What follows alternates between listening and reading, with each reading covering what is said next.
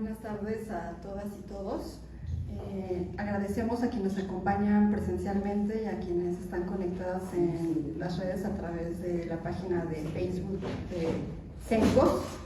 Mi nombre es Marisol Méndez, soy coordinadora de incidencia en la Fundación para la Justicia y el Estado Democrático de Derecho, y el día de hoy estamos varias organizaciones en esta conferencia de prensa convocada por el colectivo Seguridad Sin Guerra, con motivo de una iniciativa de reforma constitucional que se discute el día de hoy en la Cámara de Diputados, que fue presentada el 5 de febrero por el presidente de la República y que su título lleva a la Guardia Nacional a ser parte de la Sedena.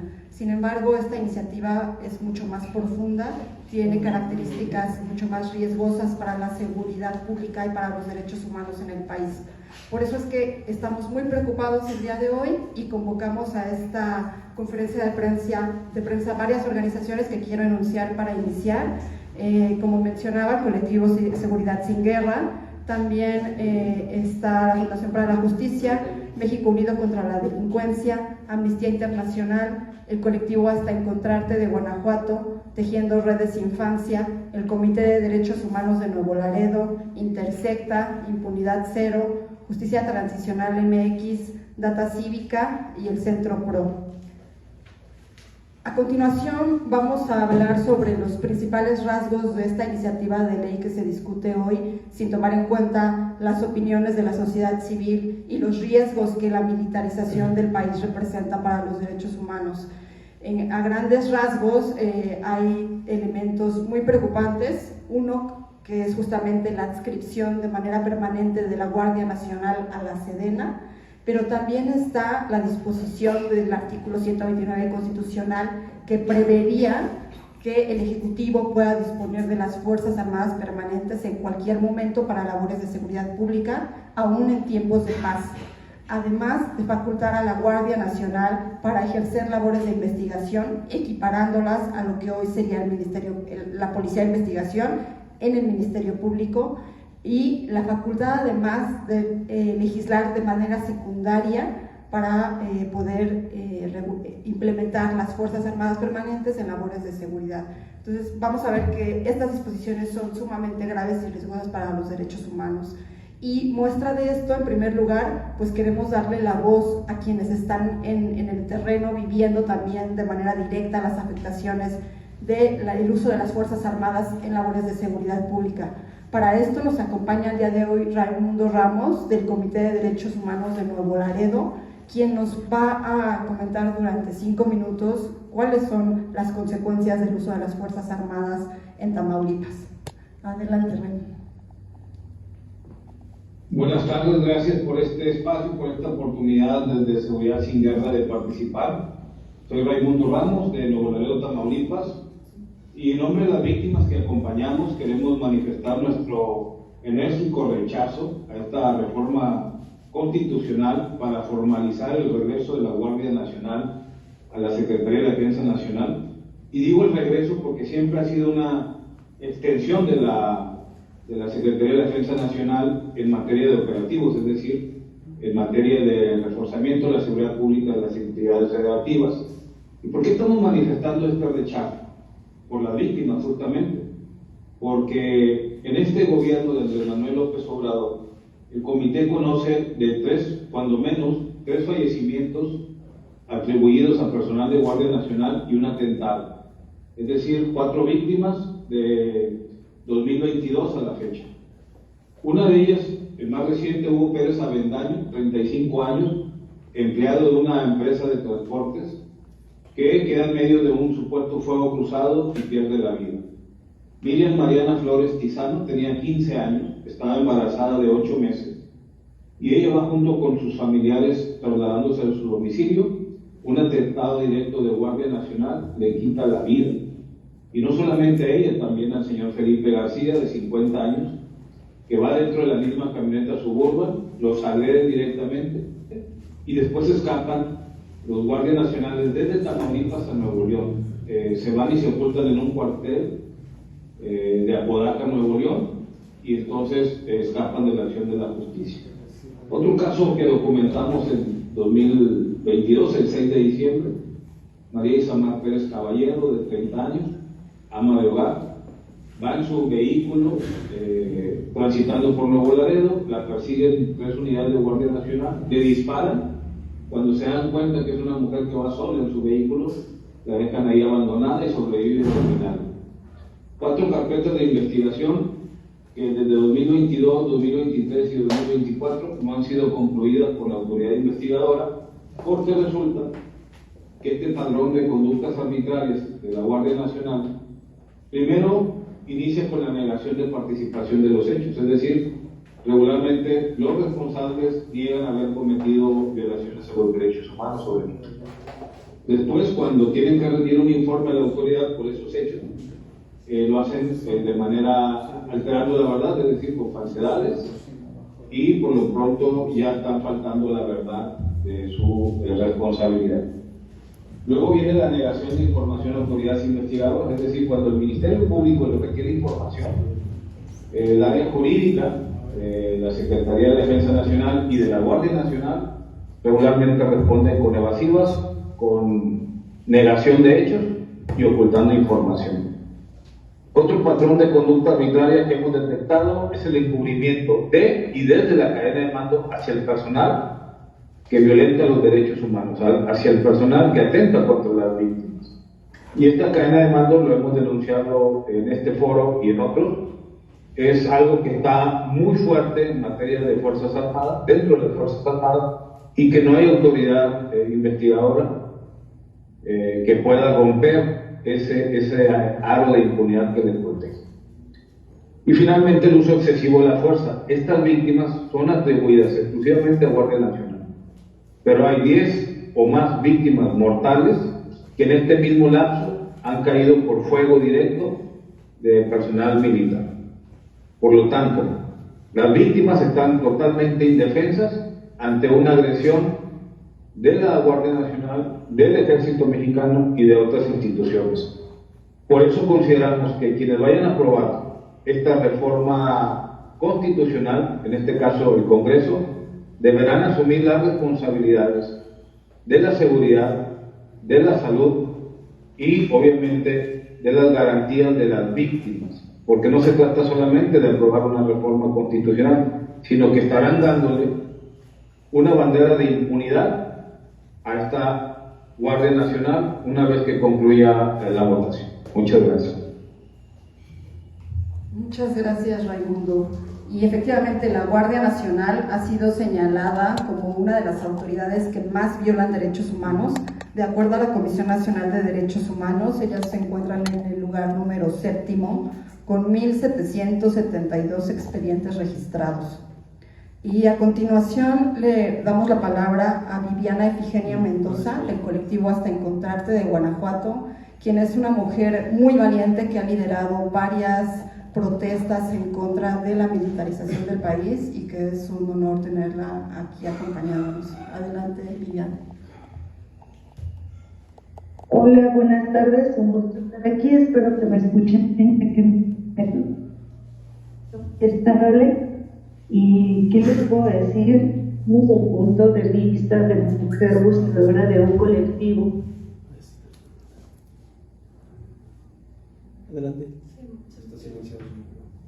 Tiene silenciado el micrófono, Vivi. Les decía que solo les puedo hablar como una de las víctimas indirectas de la militarización en nuestro país y de lo difícil que ha sido como un colectivo de buscadoras en Guanajuato y en el país. Lo difícil que ha sido darle a entender a la sociedad la problemática de la militarización. Muchas de las veces platicando con la sociedad civil nos encontramos con que la sociedad cree que la percepción falsa que se tiene de los militares en las calles, la normalización de que estas fuerzas armadas se encuentren afuera de las escuelas, afuera de los centros de salud, les crea este falso ambiente de percepción de seguridad a la par de una realidad violenta. En Guanajuato se han vivido casos del asesinato de uno de los estudiantes de la Universidad de Guanajuato, asesinado a manos de Guardia Nacional. Unos de nuestros desaparecidos han sido por parte o levantados por parte de la Marina Armada de México. hubo participación de la Guardia Nacional en una de las masacres más espantosas que se dio en Guanajuato, donde murieron muchos niños y niñas, masacres todos los días en una colonia popular en Irapuato, Guanajuato, que está al lado de uno de los cuarteles militares más grandes de todo el país. Desapariciones y levantamiento de personas privadas de su libertad todos los días, al mismo tiempo que todos los días vemos más y más elementos de Guardia Nacional y de Sedena en nuestras calles. En este aspecto nos cuesta mucho trabajo decirle a la sociedad por qué no a la militarización y cómo explicarles cómo las fuerzas militares han contribuido a muchas violaciones graves a derechos humanos, y nos vamos siempre a lo básico. En alguna de las primeras manifestaciones que tuvimos en Guanajuato capital, elementos de Sedena nos hostigaron, fueron los primeros que fueron a infundirnos miedo en nuestras manifestaciones pacíficas, y hemos hecho muchos ejercicios de cartografía para decirle a la gente cómo a llegada de las Fuerzas Armadas aumentan en los municipios y en los estados todas las violencias que el día de hoy vemos, y también enfrentarnos a un discurso del actual presidente, del gobernador del estado de Guanajuato, que los dos dicen que las cosas las están haciendo bien, que la violencia ha disminuido, unos discursos que desde nuestro punto de vista son inhumanos, son indolentes, porque tratan de disfrazar la realidad de cientos de miles de personas desaparecidas en este país, en un contexto militarizado donde las mujeres buscadoras también nos están asesinando por buscar, y también viendo cómo la desaparición de niños y niñas en Guanajuato cada día aumenta más. El día de ayer encontraron a un niño en la comunidad de Rolita en Guanajuato que había sido desaparecido, lo encuentran ya sin vida. Entonces, a nosotras como víctimas, lo que queremos es encontrar una narrativa que alcance a esta sociedad, que le entendemos, ¿no? Porque diario nosotros tenemos que luchar contra los discursos de los agentes del poder. Hay un presidente de la República que tiene la mañanera todos los días para decir que las que defendemos los derechos humanos, que las que estamos siendo víctimas de esta violencia, somos atacadas por parte de él al no recibirnos, y que eso también es violencia en contra de nosotros, a decir que en su sexenio no ha habido desaparecidos, cuando en Guanajuato en su sexenio ha ocurrido el mayor número de desapariciones, ante el gobernador que presumía de tener al mejor fiscal y que tienen todos los medios de comunicación, toda la propaganda, todo el poder para callar, intentar tapar la violencia que se vive todos los días. Y en ese sentido nosotras tratamos de sobrevivir a base de manifestaciones que sean vistosas, que alcancen a la sociedad, tratando de hacer una contranarrativa del ocultamiento de la información, de las cosas que pasan todos los días en nuestras calles. Es muy doloroso, y de verdad ver lo que está ocurriendo ahora con lo del Poder Judicial, ver lo de la reforma del Guardia Nacional, y quedarnos ahí pasmadas sin entender por qué la gente o cierta parte de la sociedad sigue apoyando estas políticas tan destructivas que han costado miles de vidas. La única herramienta que nos queda como mujeres buscadoras es la verdad. La verdad, no importa quién quede en cuál cargo público, todos los funcionarios públicos van de paso, y nosotros vamos a seguir aquí con nuestros desaparecidos, con nuestros más de 168,000 víctimas por asesinatos que ha habido en este sexenio, levantando la voz. Y tenemos confianza en que la lucha social que enfrentamos un día va a dar frutos y va a despertar a todas aquellas personas que indirectamente también están siendo víctimas sin darse cuenta. La gente a veces piensa, mientras el asesinado o víctima de feminicidio no sea de mi casa, como que no llama el interés, pero se dan cuenta de que sí les afecta cuando se ve el secuestro de municipios, de ciudades enteras, las balaceras, cuando ha habido gente que no tiene nada que ver con el consumo problemático de sustancias ilícitas, y que se llevan a estas personas y que caen en este lado del estigma social que engloba a todos los desaparecidos y víctimas de las diferentes violencias en un solo cajón, en estos discursos de que andaban en malos pasos o de que se lo merecían, o tantos discursos tan terribles y tan deshumanos que vemos todos los días. Entonces, pues a nosotros solo nos queda agarrarnos de las asociaciones civiles no gubernamentales que tratan de apoyarnos y darnos voz y seguir en este camino tan difícil que no se ve para cuando tenga fin, porque a pesar de que ahora son mujeres las que nos van a gobernar, llevan esta misma ruta militarista y deshumana que ha cobrado tantas víctimas. Muchas gracias, Viviana. Y bueno, Raimundo y Viviana nos han dado cuenta de los efectos de la militarización de la seguridad pública y cómo esta, en lugar de reducir la violencia, la ha incrementado. Y creo que esta iniciativa que se discute el día de hoy en Cámara de Diputados es contradictoria respecto de la reforma donde se aprueba que la Guardia Nacional realice labores de seguridad pública, porque en aquella reforma de 2019 se establecía que esto se haría de manera temporal y que el gobierno tendría que implementar un plan para desmilitarizar la seguridad pública. Con la reforma que se discute hoy sucedería totalmente lo contrario, que es adscribir de manera permanente a la Guardia Nacional a la Sedena, que tienen formación militar y que están capacitados para actuar en tiempos de guerra y no en tiempos de paz. Ahora Edil Olivares de Amnistía Internacional nos va a comentar sobre los efectos que tiene que la Guardia Nacional esté adscrita de manera permanente a la Sedena. Adelante, Edil.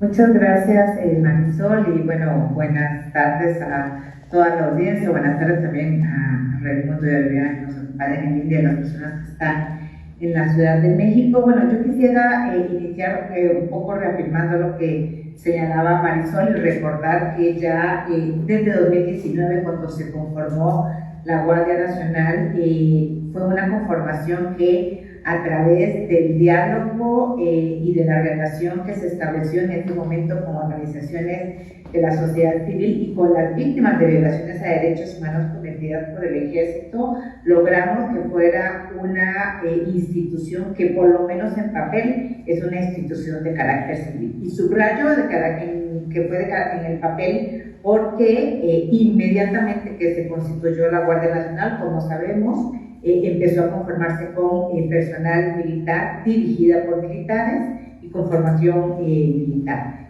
Sin embargo, seguimos teniendo en este momento, hasta el día de hoy, el recurso de exigir que la Guardia Nacional sea una corporación civil porque así lo establece la legislación. En el año 2022 hay que recordar que ya había habido un primer intento por trasladar el control operativo y administrativo de la Guardia Nacional a la Sedena, un intento que fue afortunadamente detenido por la Suprema Corte de Justicia de la Nación, y ahora estamos en un segundo intento de pasar el control de la Guardia Nacional a la Secretaría de la Defensa Nacional, que me permito recordarnos a todos, es el Ejército Mexicano. Y nosotras pues hemos elaborado este pequeño informe, es un documento que analiza la iniciativa y que tienen ya en sus manos, lo estamos distribuyendo por redes, se lo hemos enviado también a legisladores y legisladoras con las preocupaciones que tiene Amnistía Internacional respecto de esta iniciativa.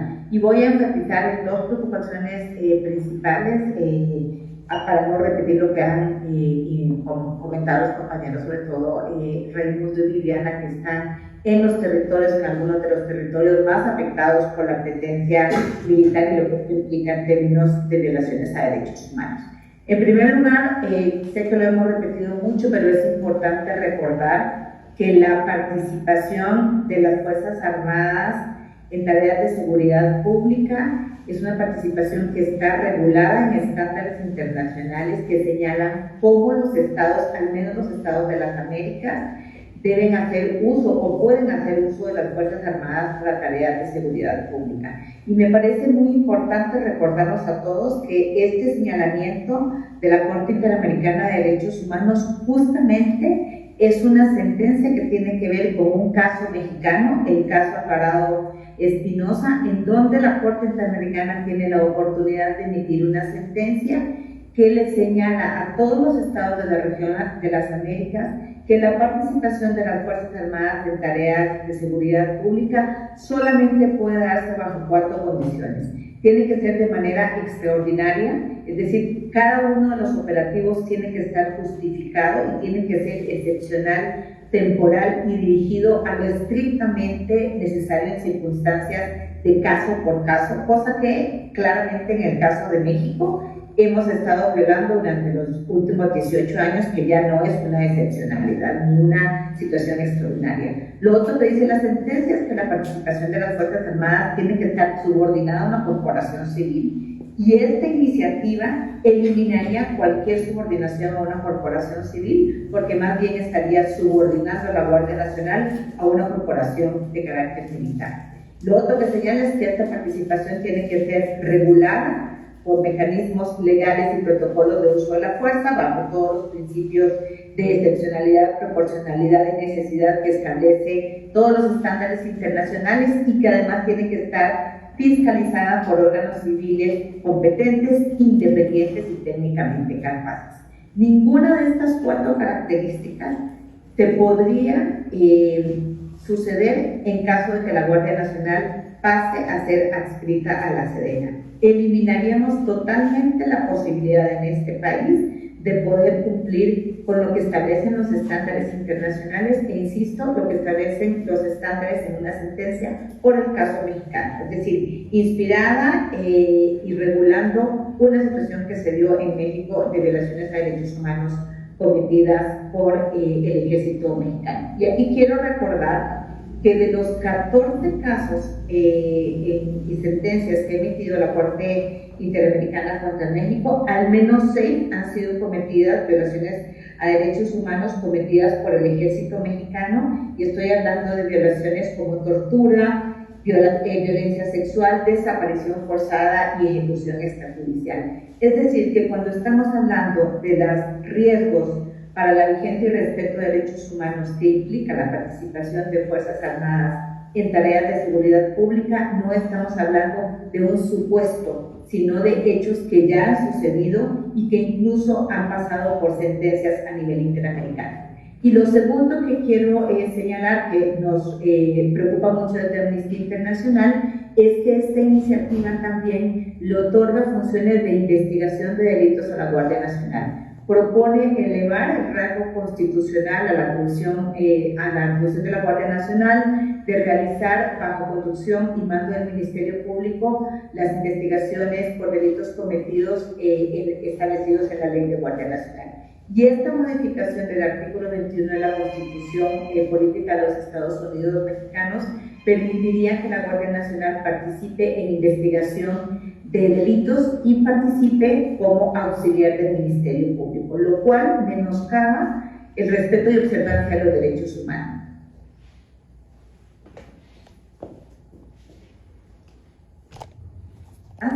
No deben involucrarse en acciones propias de persecución de delitos y administración de justicia. Y en este sentido solamente quisiera terminar señalando que en Amnistía Internacional hemos sido contundentes en señalar que cualquier iniciativa de reforma de la Guardia Nacional tiene que apuntar a realizar la participación gradual y ordenada de mandos civiles de las Fuerzas Armadas en labores de seguridad pública. Hay un compromiso del Estado mexicano que debe ser respetado de retirar las Fuerzas Armadas de las calles de manera progresiva y ordenada, y además esto debe acompañarse del fortalecimiento de las capacidades de las corporaciones policiales a través del fortalecimiento de sus conocimientos en tareas de seguridad ciudadana y de dotarle todos los recursos económicos, materiales que tengan necesidad las policías, para que en este país, como en cualquier país del mundo, las personas podamos disfrutar de garantías de seguridad pública centrada en las personas y no en la seguridad del Estado. Muchas gracias, Edith. Justamente todo lo que nos narras, estas graves violaciones a derechos humanos cometidas por cuerpos militares, desapariciones, torturas, ejecuciones, pareciera que están siendo ignoradas por los legisladores que hoy están discutiendo una iniciativa que va a agravar estos efectos y que pareciera que no se tiene en cuenta. O sea, más aún se está profundizando la militarización. Y destacar que México tiene obligaciones internacionales, porque la Corte Interamericana de Derechos Humanos está facultada para monitorear el cumplimiento de las sentencias en contra del Estado mexicano, incluida la del caso Alvarado, y que tiene la obligación de cumplir estos estándares que se están estableciendo en la sentencia.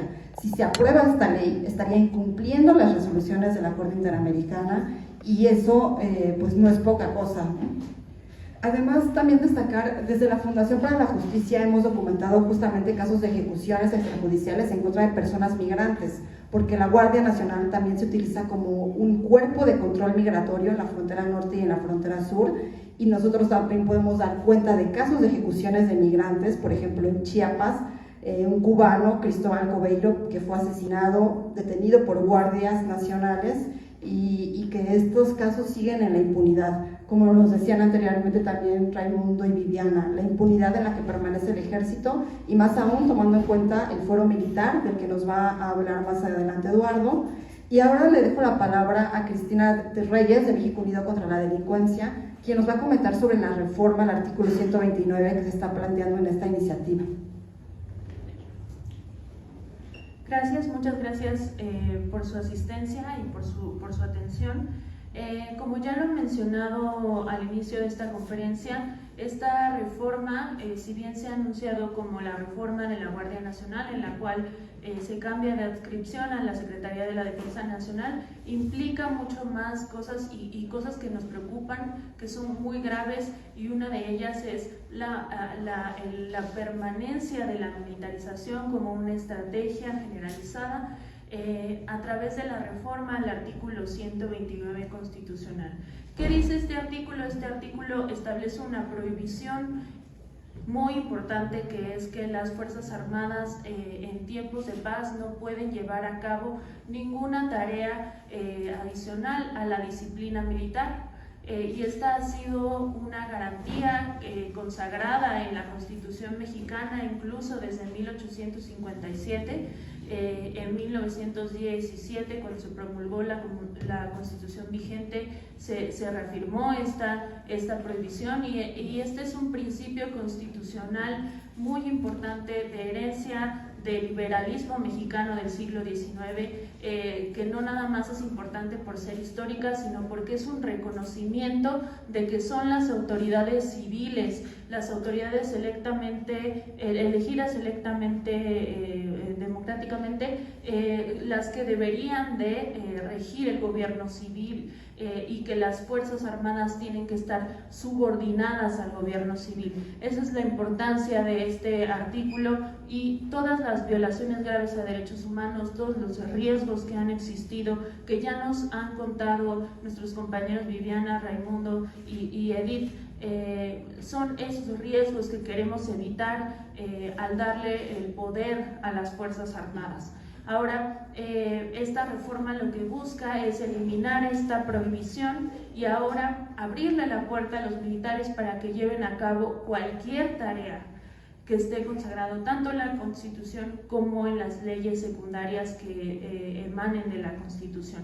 El problema de esto es que, bueno, como hemos visto en los últimos años y como México Unido contra la Delincuencia ha documentado, tanto en el negocio de la militarización, que son un informe de 2 ediciones en las cuales damos cuenta de cómo las Fuerzas Armadas, a través de la asignación de diversas funciones y empresas productivas del Estado, pues han avanzado una gran riqueza y poderío económico, y además junto con Intersecta y el Programa de Política de Drogas también documentamos en el Inventario Nacional de lo Militarizado la cantidad de funciones, más de 297 funciones que ahora acumulan las Fuerzas Armadas, que son ajenas a la disciplina militar y en que su gran mayoría se le han atribuido en este último sexenio. Es muy peligroso que reformemos este artículo y eliminemos esta prohibición, porque eliminamos por completo cualquier control democrático que podamos tener a las Fuerzas Armadas, y sobre todo vamos a eliminar la subordinación que tienen que tener las Fuerzas Armadas al Poder Civil. Es muy riesgoso, como ya lo mencionó la compañera Viviana, los funcionarios públicos van de paso, pero somos las personas, son las personas buscadoras, son las personas defensoras de derechos humanos, son las personas defensoras de la tierra las que nos quedamos con las consecuencias de la militarización, y tal vez el día de hoy podamos tener un gobierno que sea responsable, que prometa tener control sobre las Fuerzas Armadas, pero no sabemos si el día de mañana vamos a tener un gobierno autoritario, un gobierno conservador que haga un uso en contra de la población de las Fuerzas Armadas. A pesar de las buenas intenciones de los funcionarios, hemos visto que las Fuerzas Armadas cometen violaciones a derechos humanos, cometen delitos en contra de las personas, y la justicia militar ha sido solamente un instrumento para encubrir esas violaciones a derechos humanos. Muchas gracias, Cristina. Y bueno, también lo que estamos denunciando el día de hoy aquí es el poder absoluto que se le daría a las Fuerzas Armadas, porque estarían a cargo de la seguridad pública, pero también de facultades de investigación como coadyuvantes del Ministerio Público. Esta iniciativa implica una reforma al artículo 21 constitucional, y de esto nos va a comentar Mariana Orozco, de Data Cívica. Gracias. Buenas tardes a todos, a todas y a todos. Pues sí, yo voy a hablar brevemente sobre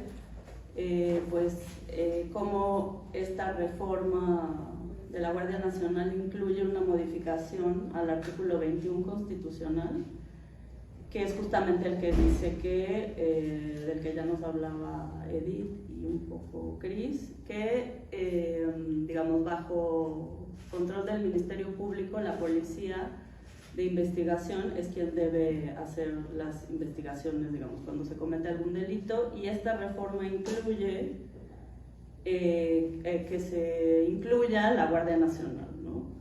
Esto pues es problemático porque pone en peligro esta garantía orgánica, ¿no?, de que obliga a que las instituciones de seguridad pública sean de carácter civil, y además está como inscrita en otro conjunto de reformas que ya se han mencionado también, que es la del Poder Judicial, la que viene sobre prisión preventiva oficiosa, y la de la desaparición de los organismos descentralizados o autónomos como el INAI, que bueno, en el caso particular del INAI, porque son varios los que van a desaparecer, pues ha sido crucial, ¿no?, para tener evidencia sobre cómo el ejército y el gobierno han usado software o malware espía para espiar a defensores de derechos humanos, y también para obtener evidencias para estos procesos de mecanismos de verdad en la guerra sucia y en el caso de los 43 de Ayotzinapa, ¿no? Entonces, específicamente, o sea, el peligro de que la Guardia Nacional también esté involucrada en estos actos de investigación tiene que ver con el proceso, o sea, cómo procede una institución militar a diferencia de una institución policíaca civil, ¿no? Sabemos por la encuesta nacional de población privada de la libertad del 2021 que cuando las Fuerzas Armadas, digamos, incluyendo a la Guardia Nacional, cuando detienen personas se basan menos en investigaciones previas, ¿no? O sea, ellos llegan y te detienen y después averiguan. Sabemos que por ejemplo, el 6% de las personas detenidas con una orden judicial fue detenida por la Guardia Nacional, contra el 19.7% de las organizaciones civiles, ¿no?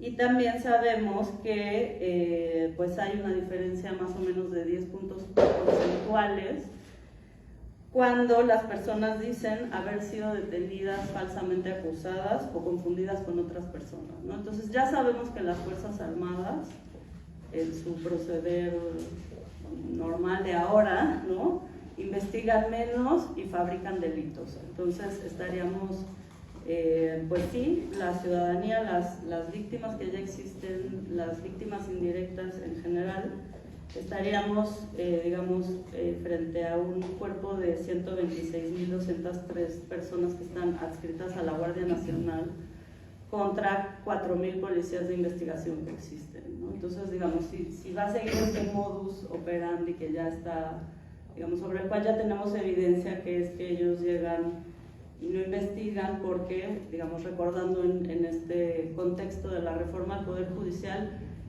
ya se ha dicho mucho, pero no sobra repetirlo, ¿no? En este país el principal obstáculo a la justicia está en las fiscalías, ¿no? En las carpetas de investigación, en cómo se integran las investigaciones. Con la prisión preventiva se agrava este problema, ¿no? Hay mucha gente que se queda ahí varada, generalmente es gente que no tiene recursos, que no tiene acceso a un abogado, y pues ahora van a quedar, digamos, esto quiere decir que se va a expandir, ¿no?, la jurisdicción de los tribunales militares hacia como nosotros los civiles, porque pues los civiles no somos tropa, ¿no?, cómo gestionamos pues los delitos, ¿no? Y pues sí es un problema serio, sí es un problema que también, digamos, ¿cómo va a responder el Estado mexicano a todos estos acuerdos que ya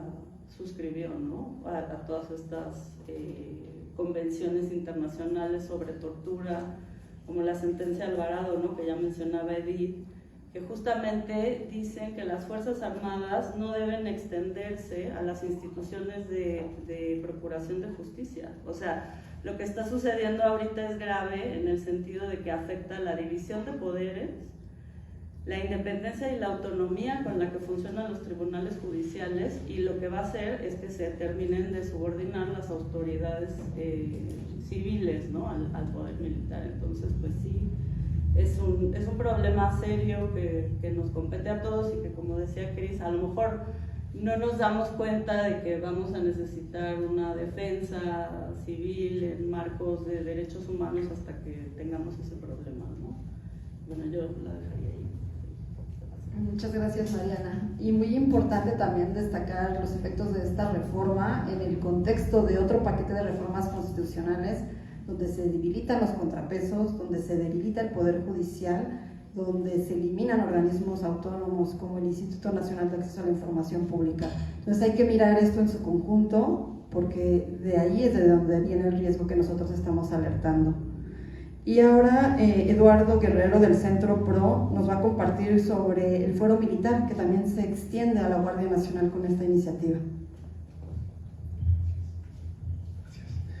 Pues justo en este contexto en el que tendremos ahora, bueno, que ya está bien documentado, como he mencionado al inicio, que la participación de las Fuerzas Armadas en estas tareas genera unas violaciones de derechos humanos, donde a esto le sumamos que el ejército es una institución opaca, que no rinde cuentas, que no garantiza el acceso a la información, y ahora le sumamos el debilitamiento al Poder Judicial, viene una más, que es la extensión del fuero militar a través de la reforma al artículo 13 de la Constitución, que lo que genera es que ahora se establezca en la Constitución que la Guardia Nacional, que sus integrantes rendirán cuentas entre comillas, ante los tribunales militares. Esto quiere decir que el fuero militar se amplía a la institución que es la Guardia Nacional, para que aquellas acciones que en principio contravienen la disciplina militar sean juzgadas por un tribunal militar. Militares juzgando a militares. Y acá es importante subrayar que esto no implica la extensión a que los abusos, las violaciones a los derechos humanos que cometan las integrantes de la Guardia Nacional sean conocidas por tribunales militares, porque esto ya está muy establecido en la legislación nacional, en los estándares internacionales. Entonces hay un marco que no puede romperse aún con esta reforma, que es que toda violación de los derechos humanos que cometan integrantes de la Guardia Nacional tiene que ser juzgada por autoridades civiles. Sin embargo, aquí hay una acotación importante, y es que el Estado mexicano no ha cumplido con otra obligación que deviene de sentencias de la Corte Interamericana. De estas 6 sentencias que comentaba Edith, hay 4 en las que se ha ordenado a México reformar el artículo 57 del Código de Justicia Militar, para establecer que toda violación de los derechos humanos, ya sea cometida por un militar en contra de un civil o por un militar en contra de un militar, toda violación de los derechos humanos sea juzgada por tribunales civiles. México no ha cumplido con una parte. En 2013 se reformó el Código de Justicia Militar para asegurar que cualquier violación en la que se cometiera en perjuicio de una persona civil se conociera por tribunales civiles, pero no ha cumplido con ser contundente en que toda violación, no importa que sea en contra de una persona militar o de una persona civil, pase al fuero civil. Esto sigue pendiente de cumplimiento. La Corte Interamericana aún sigue supervisando esta obligación del Estado mexicano, y esta reforma va en un sentido totalmente contrario, en el sentido de los estándares, la Corte, estas sentencias abogan por acotar el fuero militar, y lo que hace la reforma es más bien ampliarlo. Otro de los riesgos que vemos de esta parte de la reforma tiene que ver con la conducción de investigaciones paralelas, que ya pasa hoy día, a pesar de cómo está hoy redactado el artículo 57 y el artículo 36 del Código de Justicia Militar. El ejército conduce investigaciones paralelas aún en casos en los que existen violaciones a los derechos humanos en contra de personas civiles. Esto bajo el pretexto de que esas conductas pueden implicar también vulneraciones a la disciplina militar. Y esto genera que en la práctica tengamos al Ministerio Público Militar investigando y a la par al Ministerio Público Civil haciendo lo propio. En este contexto, pues preocupa eso, que se extiende el fuero militar, incumpliendo llamados de organismos internacionales. Hace unos días el Grupo de Trabajo sobre Detención Arbitraria de Naciones Unidas hizo un llamado específico, uno sobre la reforma a la Guardia Nacional en general, haciendo ese señalamiento de cómo la participación de las Fuerzas Armadas ha repercutido en un aumento de violaciones de derechos humanos, y llamando muy directamente al Estado mexicano a que esta reforma no avance. Y en concreto también se refirió al fuero militar, apelando a que este tiene que acotarse y no ampliarse como se está haciendo ahora. Desde el Centro PRO hemos documentado cómo ha crecido en general la participación de Fuerzas Armadas dentro de la Guardia Nacional, en un informe que les invitamos a consultar, que se llama Poder Militar, que tiene una segunda edición del año 2023, y donde documentamos cómo este proceso ha avanzado, cuáles son los riesgos, pero también cuáles son las alternativas. Y entre las alternativas están los controles civiles, que hoy día no están contemplados en la reforma, no están contemplados en las leyes, y que con acotar el fuero militar podría llevar hacia lo estrictamente relacionado con conductas militares, sería un buen paso. Sin embargo, vemos que todo va en un sentido contrario. Entonces preocupa eso, que tenemos un poder judicial debilitado, un poder militar empoderado, y ahora tribunales militares con mayor posibilidad de injerencia en estas actuaciones de la Guardia Nacional. Muchas gracias, Eduardo. Bueno, y en relación a justamente el contexto de otras reformas constitucionales, la que se acaba de aprobar, la del Poder Judicial, a pesar de todas las manifestaciones públicas que hubo de trabajadores del Poder Judicial y de estudiantes, la de la desaparición de organismos públicos, el día de hoy está Gabriela García de Intersecta, quien nos va a comentar justamente cómo se relacionan todas estas reformas y el impacto que generan en el país. Sí, gracias. Buenas tardes. Pues bueno, para redondear también lo que ya han mencionado en las participaciones previas, el 5 de febrero de este año el presidente López Obrador presentó un paquete de 20 reformas constitucionales. Son muchísimas y tienen implicaciones diversas, pero desde Intersecta identificamos 4 de ellas como particularmente preocupantes, sobre todo cuando las leemos en conjunto. La primera sobre la que queremos llamar la atención es la referente a los poderes judiciales del país. Esta reforma fue discutida y aprobada en días pasados en medio de una polarización tremenda y fue publicada en el Diario Oficial de la Federación el 15 de septiembre. Se trata de una reforma compleja que, entre otras cosas, modifica de manera radical la manera en la que se elige a todas las personas juzgadoras del país. A lo largo de los últimos años, en México se ha hecho un esfuerzo para construir una carrera judicial que le permita a las personas que juzgan avanzar conforme acumulan experiencia y conocimientos a través de procesos claros. Pero con esta reforma, pues esto ya cambió, pues las personas juzgadoras serán propuestas por los otros poderes y electas por voto popular. Sin duda, el sistema de justicia en México tiene muchísimos problemas, pero consideramos que esta reforma deja intocados muchos aspectos claves de la impartición de justicia en el país, particularmente en lo que respecta al ámbito local. Por otro lado, también está la reforma que busca ampliar el catálogo de delitos que ameritan prisión preventiva oficiosa o PPO. Recordemos que con esta figura las personas son enviadas a prisión sin que se haya comprobado si cometieron o no un delito, que es lo que la vuelve oficiosa. Las personas privadas de la libertad son privadas de la libertad sin que se demuestre que ponen en riesgo el proceso. Se presume que son un peligro y entonces por eso se les envía a la cárcel. En este sentido, aumentar el número de delitos que ameritan prisión preventiva oficiosa implica facilitar el encarcelamiento de las personas sin un mayor control y que se tenga que hacer investigaciones que de hecho prueben que son culpables. La tercera reforma que nos preocupa es la que propone la desaparición de los órganos constitucionales autónomos. Y si bien propone que estas facultades sean absorbidas por otras dependencias, no hay claridad sobre cómo va a suceder esto. Entonces, nos preocupa de manera particular la desaparición del INAI, pues es un organismo que garantizaba que si una persona se le negaba la información, pues podía acudir a esta instancia autónoma para resolver el asunto. Y bueno, por último, nos interesa hablar sobre la reforma en materia de Fuerzas Armadas, cuya discusión inicia hoy en la Cámara de Diputados y de la que ya hemos estado hablando a lo largo de esta hora.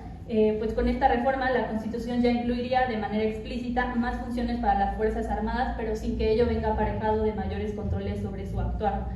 Se trata de una reforma que elimina la posibilidad de tener un cuerpo civil de seguridad pública a nivel federal, que extiende el fuero militar a la Guardia Nacional y que permite que las Fuerzas Armadas participen de manera permanente en la seguridad pública.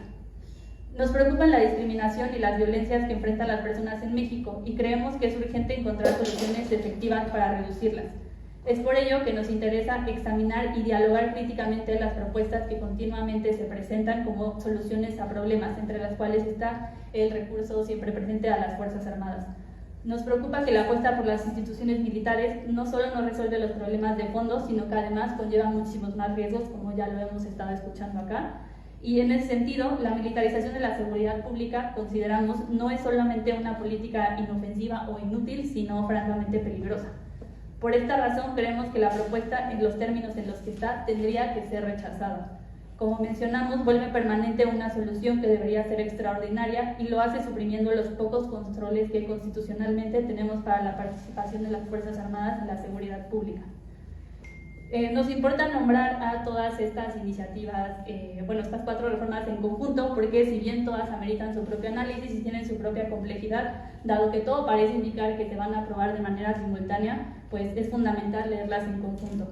Los cambios que suponen no sucederán de manera aislada, sino conjunta. Más poderes para los militares, más facilidad para encarcelar personas, menos independencia entre poderes y menos transparencia. Muchas gracias. Y antes de pasar a un espacio de preguntas y respuestas, me gustaría justamente como mencionar los grandes puntos que implica esta reforma que se han mencionado en esta mesa el día de hoy. El presidente podrá usar discrecionalmente y en cualquier momento a la Fuerza Armada Permanente en tareas de seguridad pública, seguridad interior y defensa exterior, aún en tiempos de paz. 2. La incorporación de la Guardia Nacional a la Fuerza Armada Permanente. 3. La facultad de la Guardia Nacional de realizar labores de investigación bajo el mando del Ministerio Público. 4. La aplicación del fuero militar a la Guardia Nacional. Y 5. La facultad del Poder Legislativo de expedir disposiciones secundarias sobre la participación de las Fuerzas Armadas en labores de seguridad interior y seguridad pública, que son los grandes puntos que se han mencionado el día de hoy. Entonces, que ahora quisiéramos dejar un espacio por si hay preguntas a nuestras panelistas, podemos conversar. Sí, adelante. Hola, soy Citlali Pérez de Justicia TV. Gracias. Buenas tardes, soy Citlali Pérez de Justicia TV. Tengo 2 preguntas.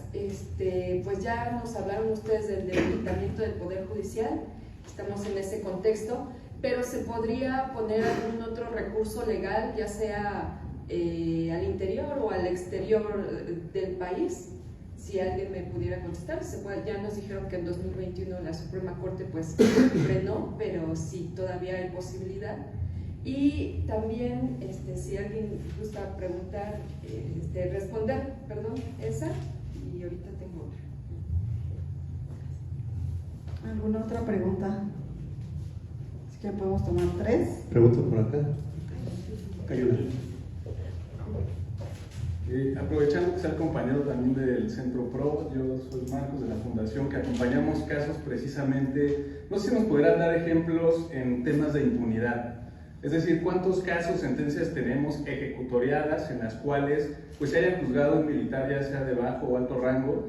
Yo tengo en la mente, si acaso, 2 sentencias que precisamente no había un marco regulativo de las Fuerzas Armadas, uso de la fuerza, tortura, esto que complementaba. No sé si algún otro también de los panelistas nos puedan dar números precisamente para ver este tema de impunidad. Si actualmente hay una impunidad de juzgar a los militares en un marco regulativo, pues mucho menos ya dándoles una carta blanca en tema de constitucionalidad, yo creo que sería muy ejemplificativo de por qué el riesgo de que se nombre o que se autorice esta legislación que ya le daría un marco de constitucionalidad total a las Fuerzas Armadas y que todo se englobe en un marco de seguridad nacional o fuero militar, ¿no? Eso yo creo que sería muy ejemplificativo. Muchas gracias. Ya tengo la otra aquí pregunta. Hablaron de que México tiene obligaciones internacionales y de aprobarse esta ley, ¿qué implicaciones tendría? ¿Son sanciones económicas o qué tipo de sanciones? Si quieren, ¿alguien quiere contestar la primera? Sobre los recursos legales para impugnar la ley del Poder Judicial. De la Guardia Nacional. Ok. Entonces, Cris y luego Edith y después Eduardo para la segunda, y si alguien más se propone para contestarle relacionada con obligaciones internacionales. Sí, muchas gracias por la pregunta. Es muy importante recalcar que al tratarse de una reforma constitucional, pues no quedan realmente recursos para impugnar la constitucionalidad o incluso la convencionalidad. La Corte aún mantiene el criterio de que no es procedente ningún recurso en contra de la Constitución. Ahora, justamente con la reforma constitucional por la cual se reforma el Poder Judicial, pues se han intentado algunos recursos para revisar la convencionalidad y la constitucionalidad de esta reforma, y vamos a ver en los próximos días, esperamos semanas, qué es lo que, cuál va a ser el criterio de la Corte respecto a estos recursos, y podrá darnos cierta luz sobre los recursos que podemos interponer en contra de la reforma militar que se plantea y que está en discusión el día de hoy en la Cámara de Diputados.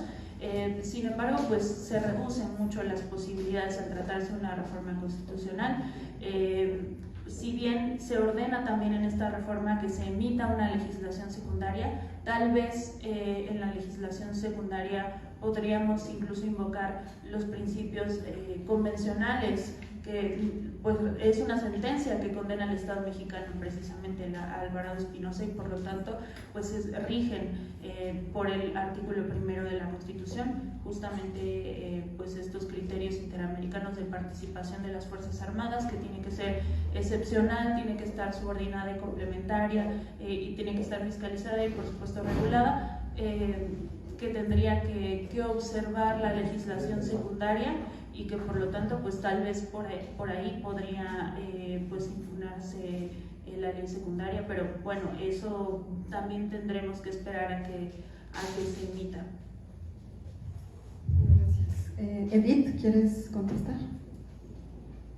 Sí, muchísimas gracias. Bueno, yo señalar 2 cosas. Siempre tenemos, por supuesto, el recurso ante la Suprema Corte de Justicia de la Nación, que por supuesto que es un cuerpo que sigue existiendo en el país a pesar de la reforma. Sin embargo, yo creo que este es un momento, y es el objetivo de esta conferencia, de hacer un llamado a los diputados y diputadas para que voten contra la iniciativa. Sabemos que ya hay algunos diputados y diputadas que están diciendo que van a votar contra la iniciativa, y el llamado de esta conferencia de prensa es a que cumplan con su deber de garantizar que todas las personas en este país podemos gozar de seguridad pública, por supuesto que sí, pero que debemos hacerlo en manos de civiles y respetando los estándares internacionales, porque las personas en México tenemos derecho a gozar de los mismos derechos que gozan todas las personas alrededor del mundo. De manera que el llamado de esta conferencia es para que esta iniciativa se detenga el día de hoy en la Cámara de Diputados y no pase al Senado de la República, y que por el contrario tengamos una iniciativa que más bien se oriente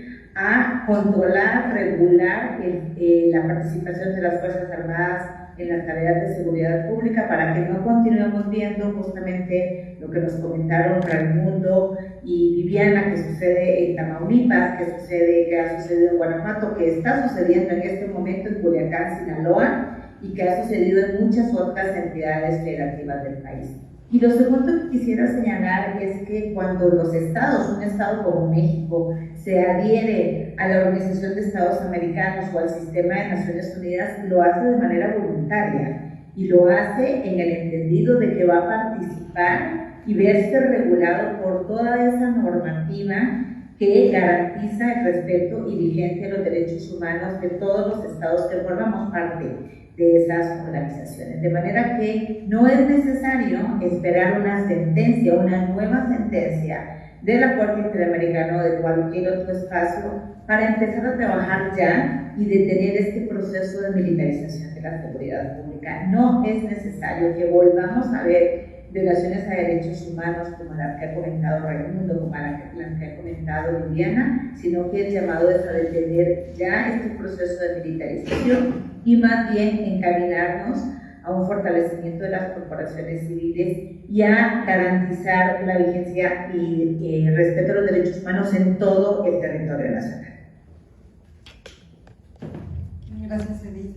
Y nada más para complementar sobre los mecanismos de supervisión a nivel internacional, la Corte Interamericana de Derechos Humanos tiene mecanismos de supervisión de cumplimiento de sus sentencias, y en el marco de estas supervisiones, México rinde informes periódicos. Entonces, como mencionábamos anteriormente, Edith decía que se están incumpliendo los estándares que fijó la Corte en su sentencia en el caso Alvarado, y la Corte puede pedir información a México en el seguimiento al cumplimiento de esta sentencia.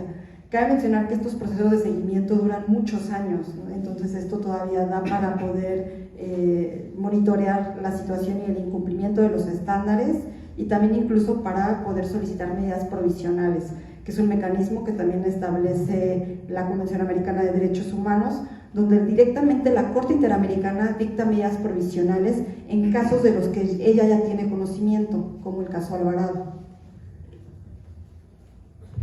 Sí, bueno, primero sobre la consulta relacionada con las sanciones a los militares, creo que no está de más decirlo, pero la impunidad es la regla en las violaciones a los derechos humanos en los que están involucrados agentes de las Fuerzas Armadas.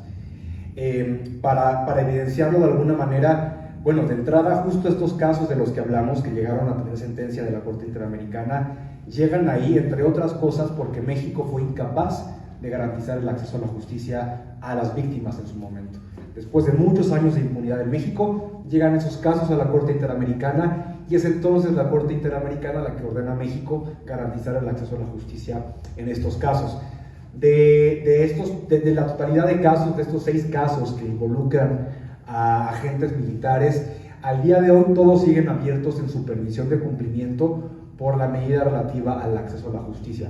Sin embargo, hay que decir que ha habido algunos logros importantes, sobre todo en el caso de Inés Fernández, de Valentina Rosendo, que después de años de luchar por justicia lograron sentencias, lograron condenas en contra de los militares que son responsables de las violaciones que sufrieron. Sin embargo, aún todavía hay retos para que la sentencia, sobre todo en el caso de Inés, quede firme, y hay todavía algunos retos, pero ante la Corte Interamericana siguen abiertos estos casos porque el deber del Estado es juzgar y sancionar a todos los responsables, y todavía no se logra.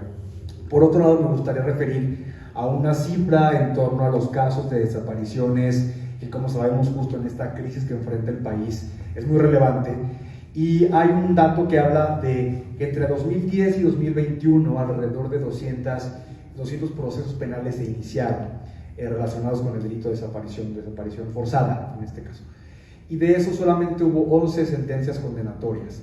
Entonces, esto nos habla de la mínima cantidad de condenas que existen, y también en estos casos las penas suelen ser mínimas, suelen ser penas muy bajas en comparación con las que podría tener este tipo de delitos. Entonces, subrayar que la impunidad es la regla y volver a insistir en que en un contexto donde se está empoderando de toda esta manera las Fuerzas Armadas, pues qué garantías tenemos de que van a rendir cuentas en un contexto en el que el poder sigue aumentando.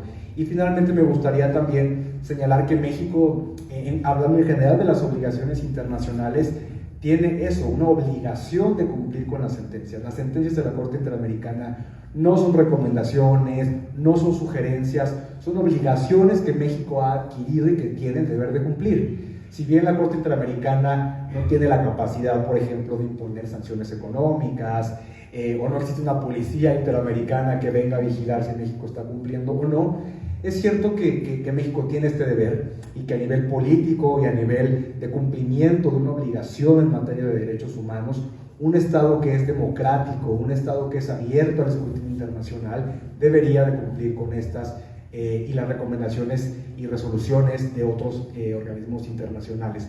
En la ONU también múltiples mecanismos han llamado a México a desmilitarizar la seguridad pública, a exigir la rendición de cuentas de las Fuerzas Armadas, de la Guardia Nacional, y esto viene en un sentido totalmente contrario a las obligaciones y llamados que se han hecho a México. Hacemos otra ronda de preguntas. Sí, por acá. Sí, buenos días. Matías Soria, de la revista Proceso. Tener un comentario de su parte sobre una lectura un poco más política, quizás así empieza el boletín, recordando la postura que tenía López Obrador en el 2010 respecto a la militarización, la postura que tuvieron muchos de los ahora legisladores de Morena para no militarizar el país en su momento. La cuestión sería, ¿quién podría dar una lectura política sobre esta vuelta en el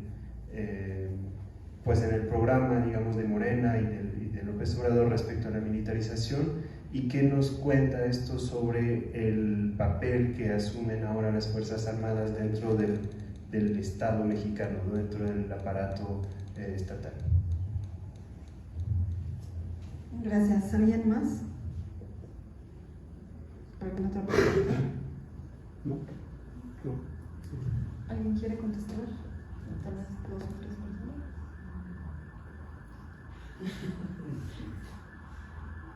¿Alguien allá en BID?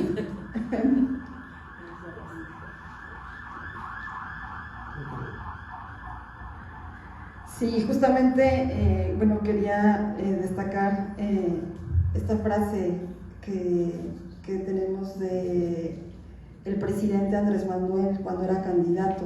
Decía, no es con el ejército como se pueden resolver los problemas de inseguridad y violencia. Y hoy le decimos al presidente, tenía razón. Después de 6 años nos damos cuenta que no es con el ejército como que se puede resolver la violencia que vive el país. Y justamente lo vemos en el caso de Sinaloa el día de hoy, ¿no? O sea, creo que las noticias nos han inundado con los hechos de tremenda violencia en el Estado, y me llama la atención en una conferencia de prensa donde algunos mandos militares señalaban pues que eso, que el cese de la violencia y la pacificación dependía de los grupos criminales. Entonces creo que ahí hay una gran obligación y un pendiente por parte del Estado mexicano para asumir el control territorial en algunos lugares donde pareciera que no lo tiene. Y creo que aquí hace falta un plan de pacificación, ¿no? Porque justamente esta iniciativa de reforma nos habla de seguir incrementando el uso de las fuerzas militares para labores de seguridad pública, pero no estamos hablando de construcción de paz. O sea, es cierto que hay algunas políticas públicas que tratan de atacar la violencia en algunos programas sociales, pero lo que no estamos viendo en esta iniciativa, como mencionaban anteriormente, es una propuesta de construcción de paz y un plan de desmilitarización, en donde se fortalezcan las policías civiles, se fortalezcan las fiscalías y se fortalezca el Poder Judicial. Ahora más bien estamos viendo todo lo contrario y creo que estamos viendo un gran retroceso, no nada más porque se consolidan las Fuerzas Armadas para labores de seguridad pública, sino porque estamos perdiendo contrapesos. Y ya lo decía, el tema de la reforma al Poder Judicial es perder un contrapeso muy importante que teníamos al Poder Político. El Poder Judicial era el contrapeso al Poder Ejecutivo y al Poder Legislativo, y era quien ejercía el control de constitucionalidad y convencionalidad para salvaguardar los derechos humanos, para proteger el derecho a la vida, el derecho a la libertad. Y eso lo estamos perdiendo, o al menos se va a ver notoriamente disminuido con esta reforma al Poder Judicial. Entonces vuelvo a la invitación a analizar esta iniciativa en el contexto del paquete de reformas constitucionales. No es nada más la militarización, es el debilitamiento del Poder Judicial, la pérdida de contrapesos y realmente pues un aumento de violaciones a derechos humanos. Ahora, y contestando un poco a la pregunta que hacían del proceso, ¿no? ¿Cuál es la lectura política? Realmente vemos que el tema de la militarización no es un tema de un partido político, o sea, no es algo que Morena instauró, es un tema que viene desde Calderón y que ha sido utilizado por los diferentes partidos políticos que se encuentran en el poder, o sea, porque no han ideado una alternativa de seguridad pública, y creo que esa es la gran tarea, y la gran tarea que hoy tendrían que estar discutiéndose en la Cámara de Diputados, o sea, no cómo militarizar el país, sino cómo se diseñan alternativas para poder resolverlo. Y para eso creo que es necesario voltear a ver otras experiencias en otros países. Cómo se resolvió, por ejemplo, el tema en Colombia. Voltear a ver experiencias comparadas y también poder tener opiniones de expertos de mecanismos internacionales, de Naciones Unidas, de la Comisión Interamericana, porque ciertamente no es un problema sencillo. O sea, creo que es un desafío complejo, pero la respuesta que estamos teniendo en la iniciativa tampoco es una solución. Entonces, más bien la invitación es esa, a que los legisladores abran los oídos y escuchen a la ciudadanía, que escuchen el diagnóstico que hoy se ha presentado por parte de personas que están viviendo situaciones de violencia en Tamaulipas, en Guanajuato, en Sinaloa, en Sonora. Pues es que ya no es exclusivo de una sola región del país, que se escuche a la ciudadanía y que se abran espacios para construcción de alternativas y de propuestas. Creo que eso puede ser algo con lo que los legisladores puedan reaccionar el día de hoy y algo que podamos construir como ciudadanía de manera conjunta. Bueno, ahora yo... Edith. No, perdón, Marisol, yo solamente quisiera agregar que además la propia iniciativa, de manera muy llamativa, reconoce en la exposición de motivos que la estrategia de seguridad que fue conocida como Guerra contra el Narcotráfico y que empezó en 2006 a través del despliegue operativo de las Fuerzas Armadas ha sido fallida porque no ha logrado reducir la violencia criminal, y esto lo estoy leyendo, sino que por el contrario la exacerbó, provocando la descomposición institucional y la crisis social y de derechos humanos más grave que ha atravesado el país. No lo estamos diciendo, o sea, también lo creo, pero no lo estamos diciendo desde el presidente nacional, las organizaciones, lo dice la propia iniciativa. Lo que sí llama mucho la atención es que la propuesta de la iniciativa, como en los últimos 18 años, presidente tras presidente, nos vuelven a proponer una solución que es un retroceso. Como creo que aquí hemos señalado, el camino que deberíamos estar tomando es hacia el fortalecimiento de las corporaciones civiles, porque de lo contrario estamos como pateando la pelota para adelante, es decir, entre más fortalecemos a las corporaciones militares, más debilitamos a las corporaciones civiles. No necesariamente eso tendría que ser así, pero ha sido así en los últimos 18 años. Y entonces ahora ya no tenemos una corporación civil de la que echar mano, porque desaparecieron primero a la Secretaría de la Seguridad Pública Federal para constituir la Guardia Nacional, y ahora además la Guardia Nacional nos quedaríamos, y esperamos que los diputados voten en contra y las diputadas, pero nos quedaríamos sin el recurso de tener una corporación de carácter civil. Desafortunadamente, como lo comenta la compañera y los compañeros periodistas, de hecho les comento que Seguridad Sin Guerra está publicando una serie de señalamientos que había hecho el presidente de la República cuando fue candidato, y que como decía Marisol, pues coincidimos probablemente en esos señalamientos, y la pregunta siempre es ¿por qué en este momento ya no se están tomando las decisiones que habían propuesto? Muchas gracias, Edith. Y ahora, para cerrar la conferencia, le doy la palabra a Catalina Kuhn, de Impunidad Cero, que nos va a dar unas reflexiones finales. Hola, pues la verdad es que solamente quisiera hacer un llamado específico a lo que convocamos para esta conferencia, que es precisamente a las y los legisladores para que voten en contra de este dictamen que adscribe la Guardia Nacional a las Fuerzas Armadas, que respeten los estándares internacionales, que se abra una discusión acerca del tema. Estamos aquí varias organizaciones y hay muchas más que pueden proporcionar datos, opciones, contrapropuestas. Es un tema que se ha estudiado a lo largo de estos 18 años muchísimo y hay otras opciones, no es solo esta. Entonces simplemente agradecerles a todas, todos por estar aquí y hacer un llamado a que la propuesta no pase en los términos en los que está ahora mismo. Muchas gracias. Pues muchas gracias. Esperamos que nos puedan escuchar los legisladores desde donde están y agradecemos a todas y todos que nos hayan acompañado el día de hoy.